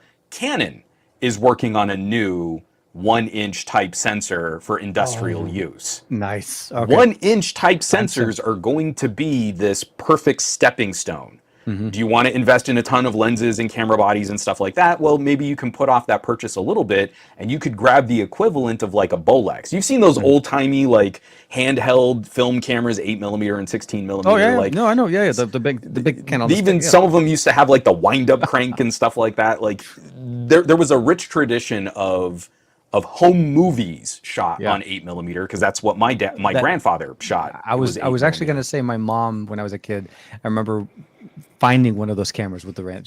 Yeah, I know. It's old school cameras. That's how we grew up thinking cameras were supposed to look like, or like the Saved by the Bell Zach kind of thing, put it on the shoulder, walking around with the whole VHS. Yeah, recording this straight to VHS. But yes, no, I understand what you. So the sensor that we're nerding out about, that we're really geeking out about here, the sensor in this phone is a tiny hair bigger than the film size, the film frame size of the 16 millimeter cameras that shot movies like The Wrestler. We've never had better tools at our disposal to democratize content creation, and beyond just like, oh, I kind of did this on a selfie camera and I shot a TikTok. Like, if you want to get out there and engage with some kind of visual storytelling, or if you want to shoot a short, or if you want to create if you want to create a feature film, like you've got the resources to do that, it's not the phone camera that's holding you back anymore. It really isn't. And if you spend a little bit more, you get some incredible capabilities to go along with that investment. It's just, you've got to be strategic and you've got to look at what features matter to you. But it's not just well, this one has the more megapixels. That's not optically what's going to make for a more interesting scene. Optically, the sensor and the lens matter more than the resolution. And that's where this stuff is really starting to get exciting. And I feel like this is going to be an expensive phone. I believe if you do the conversion in Malaysia, it's like a $1,200 phone, like fully spec'd out. Well, Yeah, and I think the I variant get that it. we got, the one that we got is the UK variant. So we know at least that, the I think which most of us are being able to play with. And I think you have to understand, you don't step. It's like you don't run in by coincidence to a Sony. You don't run in by coincidence to an X series Vivo. It is essentially what it's trying to do. It's pushing. It's pushing the limit. And I do want to mention also the fact that they didn't just release the X90 Pro. There was the X90 that was also released in 2 different variants. So there is a more affordable variant, but it does not feature the same sensors. The reason why we're focusing on it is because this is one of the few things they did bring down from the X90 Pro Plus, and it's very nice to see that they kept that. And of course, leveraging the MediaTek, but also keeping the V2 processing, the enhanced V2 processing on that was very nice. It is very nice, not was.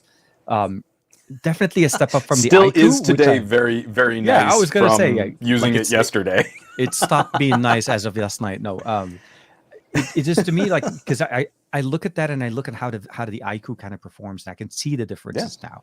It's a lot clearer to me the benefit of having that 1-inch sensor as opposed to going in and trying to the V2 is doing a great job giving you that video and the content that you want, and I think for the iQOO it does great. But it shines with the Vivo on the X90 Pro. So to me, like I said, I felt like I got home and I got I got that late Christmas gift that didn't show up in Christmas, but still showed up in the end of January. I guess we're in February now. I keep forgetting we're what are some of the things that you're going to do? Because we both have the iQOO 11. That's Snapdragon 8 Gen 2. Yes, and we both have I was getting ready to put that video out X90 too. Pro. Yeah, exactly. And that's Dimensity 9200. What are some of the? I mean, everybody knows I'm gonna like render video on it. That's one of my big tests to show the differences in real world performance. What are some of the things that you're looking to do to kind of compare? These. The horsepower performance. I look at it. Okay, so rendering for me is a big thing. Obviously, I will say the couple of videos that I created on, because again, I'm coming from a Qualcomm edition Vivo. The X70 Pro Plus is a Qualcomm Snapdragon processor. This is our first Dimensity. Content creation for me is a big thing. Rendering video and being able to basically shoot and produce and upload content as fast as I can, as efficiently as I can. That's going to be the biggest push for me. Even though the X70 Pro Plus is a couple of years back, it's still a champ. It still renders and cuts and produces content very nicely. But between that and the let's say something like the 8 Gen 2 that we have on the iQOO, I think for me, mostly it's going to focus on gaming. I want to see how the gaming experience is on a Vivo. We've seen, BBK before kind of doing that whole 60 frames per second locked in experience. And I will say in the about 45 minutes to an hour worth of gaming that I did last night, we're able to clock it into 90 frames per second. I don't think the wall is no longer 60. I feel like 90 is the new wall for BBK because they're letting us actually do a little bit more pushing on the content there. I got the Vivo, not the Vivo. I got the iQOO up to. It showed in the Android screen refresh. It showed 120 frames per second in bursts on Riptide. Yeah. Well, I've never seen that on a BBK phone before. So did you get it up to 90 like in COD or? Yeah, Call of Duty. I was able to actually push 90 frames per second, which to me has been a Sony only for quite some time, actually. The ability of getting that. Kind of had an exclusive deal with Sony. Sony's pretty good about like, hey, we're the biggest in gaming, but oh no, we're so worried about our competitors. For both Call of Duty and PUBG, I think Sony's been trying to corner that market there, and I don't blame them. So Sony has a big has a big what's it called, plus there, because of their screens are so much wider because of the aspect ratio. You have a better field of view. It's like going to an ultra wide from a standard, video monitor. But so gaming is going to be a big part for me as far as leveraging. How do games run on the Dimensity? Are they just the same? Are they going to give me that same experience? The other thing that, again, as I mentioned, the cutting video, shooting video, I'm looking to making this as my device to be my B-roll now, and to be basically in my pocket at all times when I travel, and just basically make sure that I'm getting or capturing all the content that I want. So content creation, content consumption, obviously watching video for me is going to be a big thing. I don't necessarily feel like I need to compare it too much to the Gen 2. It's a different flavor. For somebody coming into a Dimensity 9200, it's a processor from a company that this is their second update. So they went from 9,000, 9,000 plus, 9200 is what we have now. We can officially say it's over 9,000. It's like over officially 9,000. It's over 9,000. Well, I have the wrong shirt. I should, so that's basically my main focus overall. I love the camera system. I want to explore it more. So that's also going to be one of the other things. But from a horsepower level, I don't doubt that this is going to perform just as good. But I will do some testing and seeing how does it perform on an Gen 2, like rendering the same video on an Gen 2 as opposed to a 9200, just to see. Benchmarks don't really mean too much, but I mean it basically clocks in roughly about the same. I want to credit. I mean, there have been some really good demonstrations of synthetic benchmarks. I don't value those as much, but Gadget Byte just recently published their roundup of like all the synthetic benches, so like Geekbench, Antutu, I forget what the GFX bench is that they're using, and one of the new like there's like a new bench that you can run for ray tracing, because we don't have any games that support ray tracing yet. Oh, that's right. Yeah, we do have ray tracing and Wi-Fi 7 support here, but the tech, this is future stuff. But nothing to connect it to. It's great. But I also want to highlight some of the conversations that Gary Explains has been putting out videos talking about, not just like, I ran this one test and this is the winner, but kind of explaining more. See, when Gary explains something, it's actually something worth explaining. That's why we point to Gary, because Gary's good at this stuff. But he's done some really great breakups and roundups on like the different configurations of the chip that goes into each phone.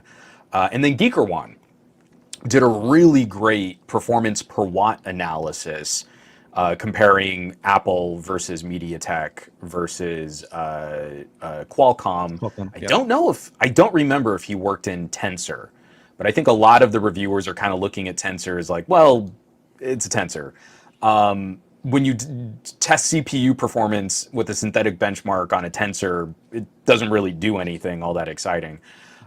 So I'm going to, after we're done with this podcast, I'm going to spend some time just running some of my other tests and clocking some of the file compression and photo processing. And I'll have an early roundup this afternoon on the Patreon, patreon.com/somegadgetguy. So be on the lookout for that, because those early scores are going to kind of lead me, I think.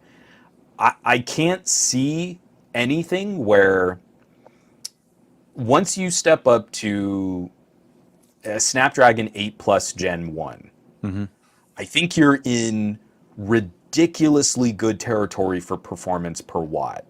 Dimensity 9000, 8 Plus Gen 1, 8 Gen 2, and so far, I mean, like, I've not run these tests, but this is just my early experiences in shooting video and a couple sample photos from my first video. The Dimensity 9200 performs phenomenally well. Yeah. All of these, I think we're going to be in that like 5 to 10% margin of error. Not margin of error. 5 to 10% is significant in CPU design. That was the wrong word to use.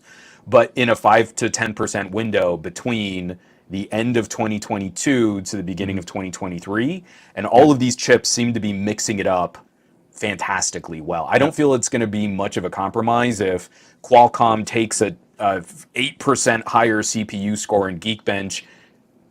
That one I legitimately feel you will never notice unless you are maxing out your CPU on the regular. And there aren't many apps that do that. because as you said, you once you cross that threshold, when you get into that ballpark of processors, you're already going faster than almost anything that you're even ever going to see or really need on a day-to-day activity on your phone. So, and it's almost never giving you that much power, Yeah. anyways. You're running more on the efficiency cores or even the low power cores. Yeah. So For sure. the number specs. I mean, when people throw numbers out, like, well, this is a 3.9. It's a fast car. It's a Lamborghini. You're just getting It's a real fast car. You're getting flavors of the different Lamborghini. They're all going to be ludicrously fast. For me, because I never got a chance to play with the 9000 version of the Dimensity. Me neither. Yeah. Oppo released it for China only, and for the most part, I tried as best as I can, and I begged, but PR would not send me a Chinese. And my gadget budget was way too exhausted to. Oh no, work you spent wisely, my friend. You chose the right export. And so the 9000 Plus, we barely got a chance to see it at the MediaTek Tech Summit. Yeah, it was ROG. It was on the ROG 6D, and there in a quick Geekbench, it looked like it was outperforming anything. But it also handled. It's an ROG. It's a gaming device. If ASUS trusts it to put it in, it's a gaming system. That should be an inclination as to what this SoC, what this is capable of doing. So from the 9000 Plus over to where we are now, obviously it's a slight improvement over there, but for us, it's a retail edition phone that is selling outside of, like that is actually going to probably have more sales, because not to say gaming phones don't, they're both niches. This is their own niche. Here is the photography buff, the person that wants to be able to do more. For sure. Also, I'd be really curious. I mean, because the thing about gaming, because I feel like gaming phones are also kind of veering into the same direction that gaming laptops can sometimes occupy, where you're making a couple targeted compromises to arrive at a very specific envelope of performance. Yeah. Which is a really fancy way of saying, like, if you want the bestest, most powerful portable computer, you've got these workstations that you can take a look at. And you've got these creator laptops that you can take a look at. But a gaming laptop, especially a more mainstream option, is usually a more balanced price performance conversation. Mm-hmm. You're purposely looking at like maximizing CPU and GPU, and you can kind of play around with some of the other specs. And I look at the Red Magic 8, and that to me looks like that kind of targeted, specific balance. You're not going to get much in the way of software support. You know that the cameras are probably just going to be functional. Like, they're good cameras. They're not bad, but you're not picking up a Red Magic because you expect that you're going to be doing a whole bunch of high-level content creation. If you're doing anything on that phone, it's likely recording the screen more than using the cameras. Yeah. And if you want to edit video on a Red Magic, it's mostly game clips, not pretty B-roll of flowers out in a garden or something like I like to shoot. So I'd be curious to see, like, I wonder what that price conversation looks like when you take a hyper photography focused phone versus a hyper gaming focused phone. And I wonder if the units sold compare, because we know that the Ultras are staying in China right now. They're not pushing those internationally. They're not wanting phones to sit on store shelves and then have to be sold at fire sale prices. They're keeping them on their home turf. Well, they're expensive phones to start with. They're not selling them cheaper there, but you're right. They're keeping them in the market where they know there's sales and there's demand for them, a higher demand for them. Yeah. But I would be curious. We'll never get that data. This is me just pondering, and unfortunately, I have no answer, and I don't even have good speculation. But I would wonder is Red Magic selling more gaming phones than Vivo is in their upper ultra highest tier of camera phones? I wonder what those numbers look like, because they're both really niche and boutique solutions. And I now my brain hurts and I want to know. And they no definitely. And although we may never really do truly know the number, we know that at least Red Magic is in the business, and they keep doing better and better every year. They're not going away. It's not this small boutique gaming thing. They're true competition. They are erring more on the budget side of a gaming phone experience. So they give you all the bells and whistles that you want from a Red Magic, Mm-hmm. but it's always kind of tailored to stay around that $600 to $700 price point. Yeah. ROG Asus jumps into the $1,000 plus. The ROG 6D is it's one of our Asus's higher end models of the ROG game. Mhm. It wasn't the entry level ROG Phone 5 No. or 6. So I got a chance to play with the Diablo edition, but that was again more custom themed than it was custom binned. So it would be interesting to see. Yeah, is there more of an appeal? And also, do people realize that this is running a MediaTek? That it is, not Yeah. obviously not the Red Magic, but more so like the 6D, and of course now with the 9200 here. I think people wouldn't even notice. I don't think there would be any kind of No, I think big thing. I think we crossed that bridge price Yeah. to performance with the Dimensity 1000. Oh, that's right. You Yeah, could yeah. pretty much count on. I mean, some specific differences for sure, but you could pretty much count like if this phone sold for about this much with a Qualcomm and it sells for this much with a MediaTek, that they were loosely comparable. And I feel with the Dimensity 9000 that story actually flipped. The beginning of last year, the Dimensity was offering a phenomenally better performance per watt. It was hanging with and in some tests outpacing Apple in performance per watt.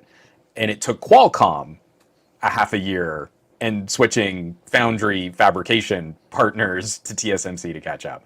Yep. So I just think, like again, if you're kind of poking around the enthusiast sector, I've actually seen more import style gaming devices out in the wild than I have the upper premium super ultra camera devices out in the wild, with the exception of the Galaxy, because that's just a phone here in the United States that you can get through a carrier. I'm talking about the phones that someone has to make an effort outside of just going to their carrier store.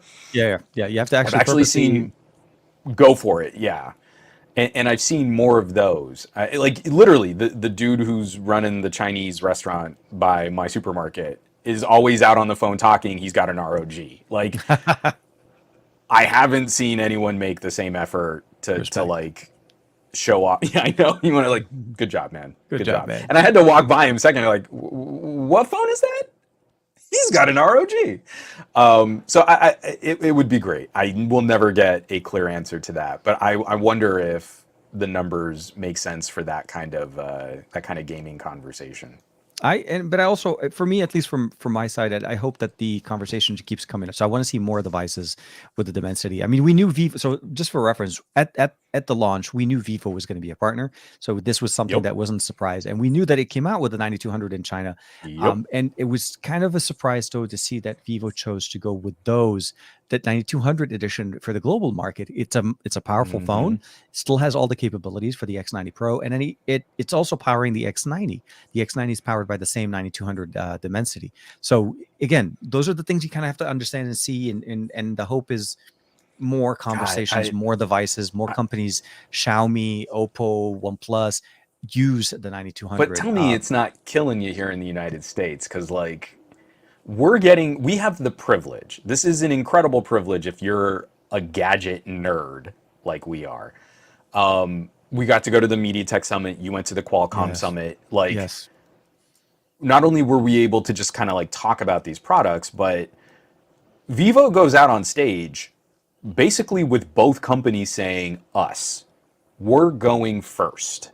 Yeah. And they have the first examples of both of these chips and their products actually shipping global distribution. Samsung is catching up to iQOO's at the end of 2022. Yeah. And we get to play with them, but we don't get to, like, I'm at the park yesterday because I have this X90 Pro.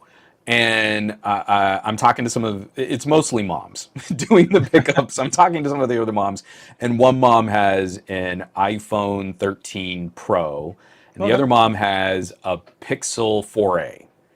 And like, we're just kind of chatting, and you're like, yeah, I'm trying to break this in, and I'm taking some photos of Lex, and I'm on the playground a little bit more than I usually am, because I'm trying to get some fun photo samples, but I'm also trying to stage it so that it's not like her face front and center. Because I try to keep that private on my videos. And they started asking questions because as soon as you pull that phone out of your pocket, it looks different. It does not look like any of the Different phones than that are sold anything, here. anything a U.S. consumer would probably see on any average day. Yeah. And so one of the moms got it because her family is Italian, so she's still regularly traveling to Europe, and her husband is Argentinian, so they're regularly traveling down to South America. And so I say Vivo, and I'm like, oh yeah, I've heard of them. And the other mom is more American like we are, and she's like, I have no idea. Is that a Samsung? Is that a Google? What is a Vivo? I don't know what that is. And you're like, okay, that's fine. But then you start showing them the photos, and both of them immediately recognize that like something is a little different. And the mom with the Pixel goes, wait a minute, that's not a portrait mode, is it? And I went, no. That's amazing. Oh, no, it's not. Nope. And she went, wow, maybe I'll think about upgrading my phone next year. She's got a Pixel 4a. I mean, it's like, her phone is already like ancient, but like yeah, being able to show that and demonstrate it. And again, it's an anecdote. It's kids, parents at a park. You know, take whatever you feel is worth that. But like, we've been so starved for noticeable improvements and upgrades, and we keep trying to promise better battery life and faster speeds on 5G. 5G isn't really a fundamental difference for most of the United States and consumers out there. And something as simple as this, where you can kind of show it off, but then I can't point them to anything. I can't point them as, oh, well, this is where you go to the Vivo store and you can buy this Vivo. And you're like, and that's the last step. That's the step that just kills me, because unless Sony brings this sensor over on an Xperia, it's going to be another year. Which is ironic. We get hardware like this. We say IMX. It is a Sony sensor. Yes. we should preface by saying we are geeking over a Sony sensor in a Vivo. But yeah, no, I mean, I'll say we are in early 2023. The conversation on the Xperias 1 and 5 for 2023 haven't been even. I don't even know.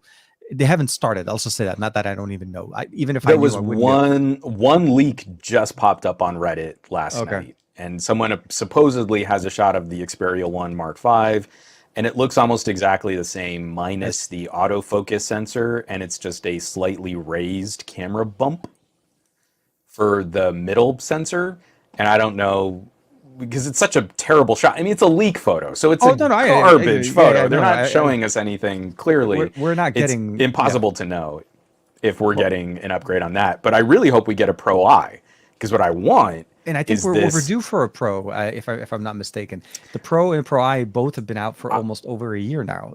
I want this with a new SoC that runs a little bit more consistently, a little more balanced than last year's chip did. And I want this with a variable aperture.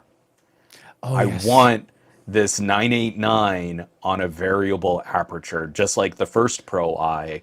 And now you've got a monster photography solution in your pocket. Like, oh my God, that puts a serious hurt on sort of standalone and bridge cameras, and even up into some pretty heavy hitting against mirrorless. So if anyone can do a proper 1-inch Pro I style phone, Sony's our last hope for seeing something like this here in the United States.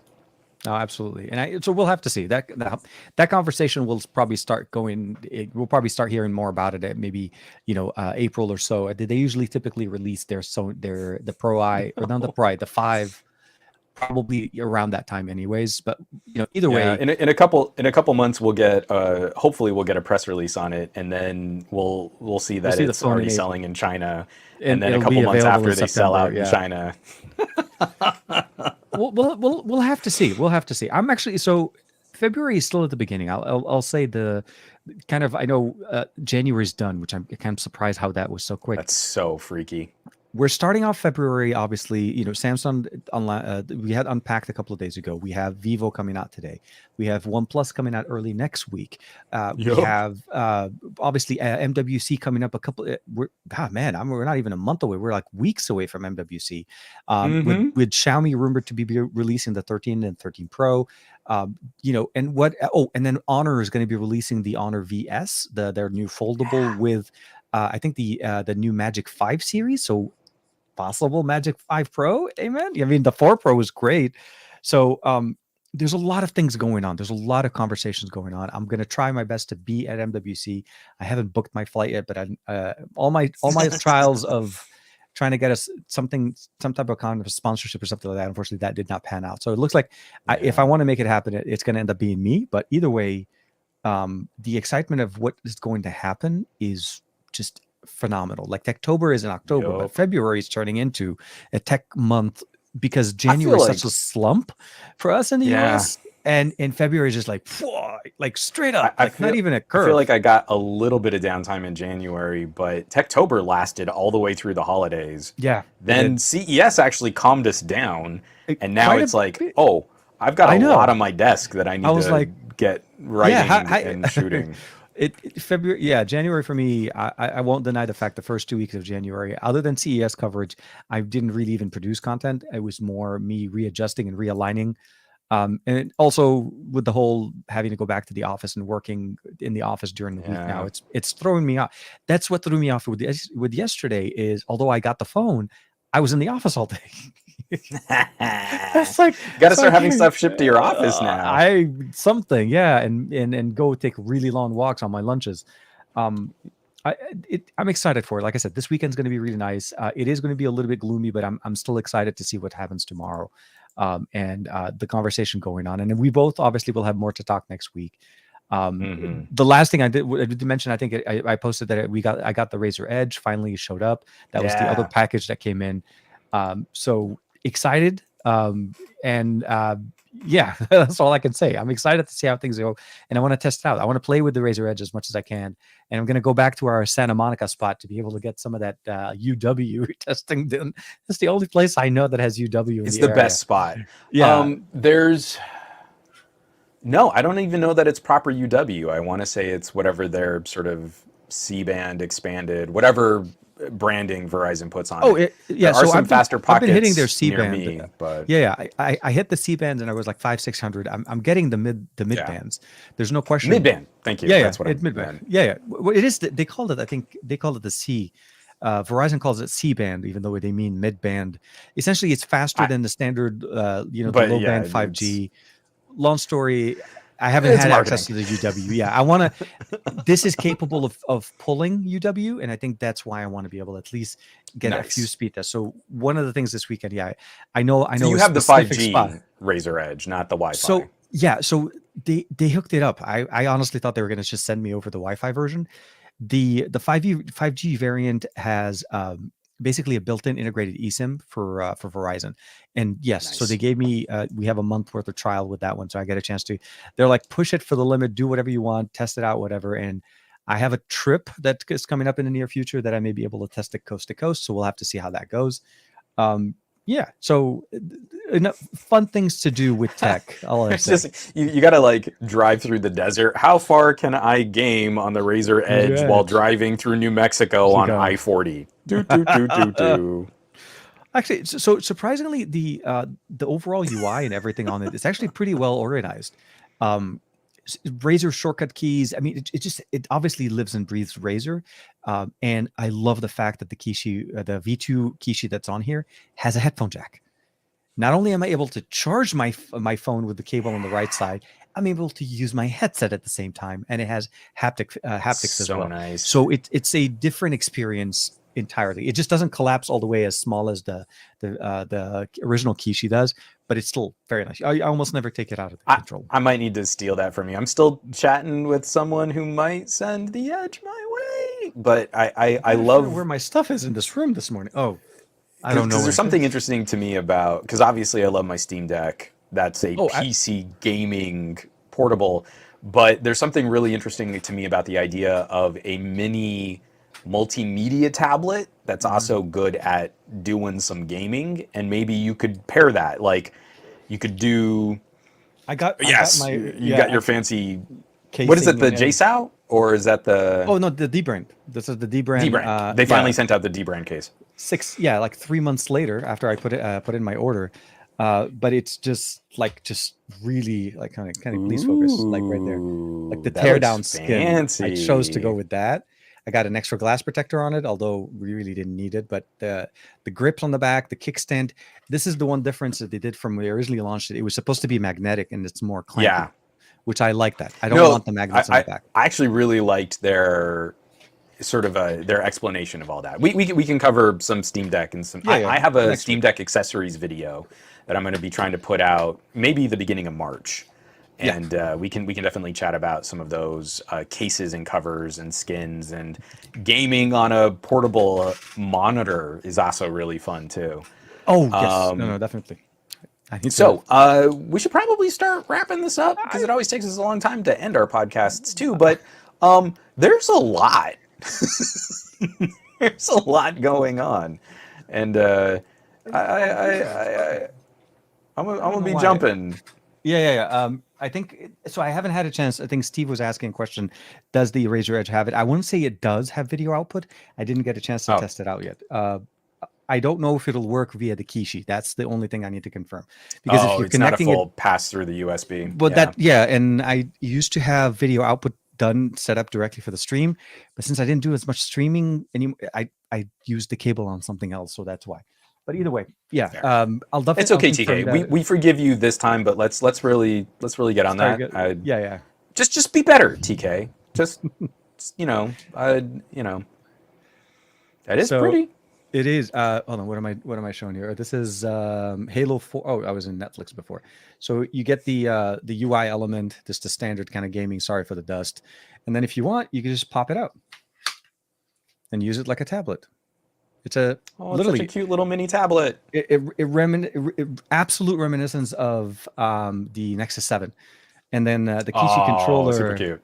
Yeah, the Kishi controller, very nice. Here, let's get it there, and then you get the headphone jack and the charging capability on the side.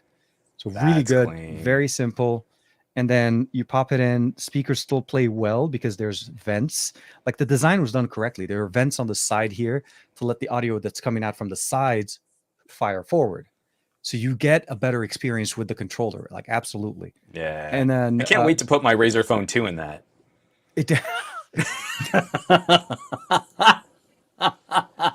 I hate it when you make up, like seriously. Okay, so that's after I'm done editing my video, because I need, as soon as we're done here, I seriously need to start back on. I hate editing videos on laptop, but I need to edit my video on my laptop so I can get at least get those and get people some content. Because there's a couple of pictures that I took on this that I don't think I can show again. I don't have the plug into it, but that came out so nice.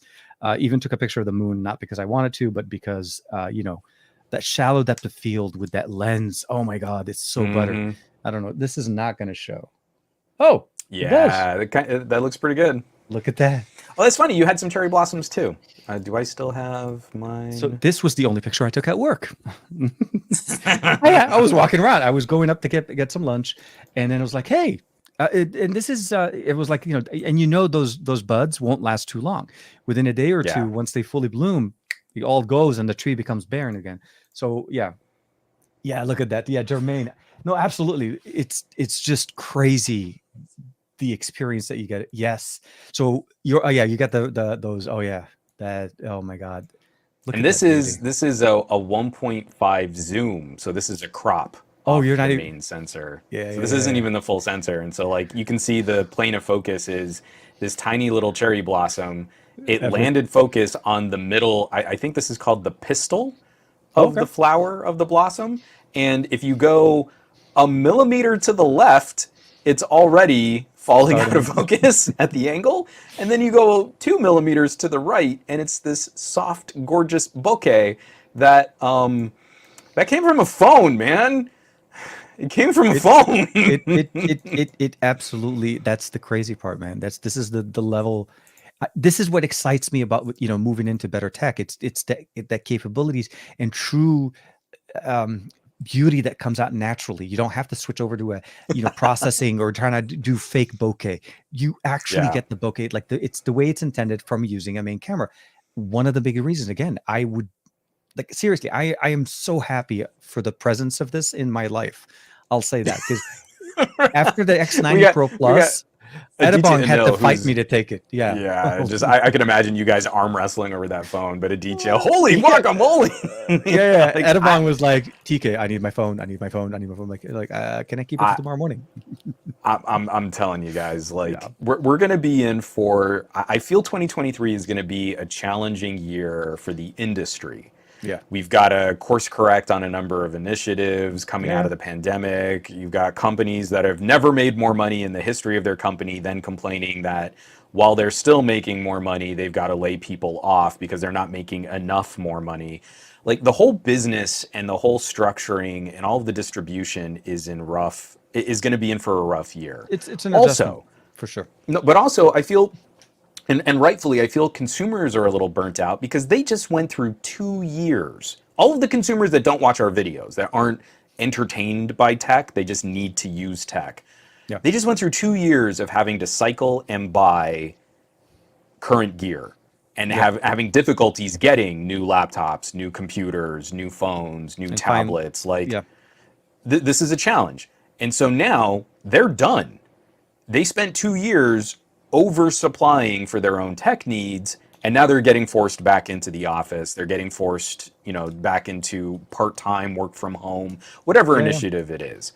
So we know sales are going to tank because you don't need to buy your family another Chromebook after you just got one. You don't need to buy your family another new phone after you just got one. Tablets, monitors, accessories, all of this gear, we're oversupplied on the consumer side. So for those of us that are enthusiasts and that are geeking out on stuff like this, I always feel it's important to kind of keep some perspective on like what really is happening on the ground. But when we get a victory, when we get something to really nerd out about and something that does feel exciting and fresh and that we can show, hey, this is not like what you've seen before, that's where I feel like I'm going to be focusing more of my energy. Like if it's a phone that's inexpensive and performs really great, hey, this is a $600 phone. We haven't seen anything quite like this before. Hey, this is a 1-inch camera sensor. We've not seen anything like this before, at least outside of Japan and Sharp. So that to me is like the last step of all of the things that we're nerding out about here. I feel like Samsung under-delivered in that excitement, but they're delivering consistent products. So they're not going to be, I'm hoping at least the S23 and S23 Plus won't be bad, but that's why we're getting giddy about some of these other brands and these other manufacturers because, man, this is fresh. Yeah. And this is actually moving us forward in capabilities that we didn't have before. Absolutely. And to venture off with also, having a flagship with Dimensity into it, the 9200 is also amazing at the beginning of the year. So to me, it's just excitement on the top of excitement. And just a little bit of a tidbit from my video, my two things I was excited about this device on the X90 Pro X90 Pro, although I love Vivo, I say it's the sensor and the processor. It's two things I'm super excited to try and experience because I haven't. This is the thing. 2022 came and left, and I got to enjoy watching Juan do everything he did with his phone. Like even when we hung out that one time at the not the Smithsonian, the I forget the name of that museum, the Peterson, the car museum. Yeah. I held the phone for like 10 seconds, and because I was focusing on the 10T. I told you could use it more. I know, but it was how it was. We were, my son was with us, and I was getting ready for the 10T, trying to get some content for that. So, actually, that'll probably also be a good time for you this weekend. I should bring the 11 with me to test out as well, so I can have a kind of a rounded experience and a little bit more with that. So, but either way, still happy that we were able to have our stream, and I'm glad that Juan and I were able to kind of fit it into our Friday morning routine. I hope you guys enjoyed the show. This has been it's one of our most engaging. Everybody, thank you for checking it out. If you're new, you haven't watched this, a like and a subscribe would definitely be helpful.